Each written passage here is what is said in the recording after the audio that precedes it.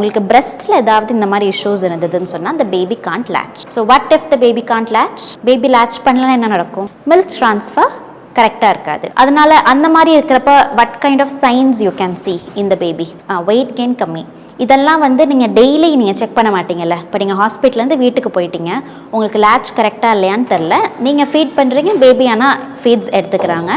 But you never know because every day you're not gonna check the baby's weight. Immediately, ஒரே நாளில் how you can get to know that the latch is not good. Baby ஒழுங்கா latch பண்ணல or milk transfer ஒழுங்கா இல்லை அப்படின்னு. First thing, the baby will be cranky. At least 2 to 3 hours baby stretched தூங்குவாங்க. அந்த தூக்கம் இல்லை, அரை மணி நேரத்திலே திருப்பி எந்திரிச்சு அழுகிறாங்க, 1 மணி நேரத்திலே அழுகிறாங்க அப்படின்னு சொன்னால் ஃபர்ஸ்ட் நம்ம சஸ்பெக்ட் பண்ணலாம் நம்ம milk transfer from the breast to the baby was not proper, அதனால தான் பேபி அழுகிறாங்க.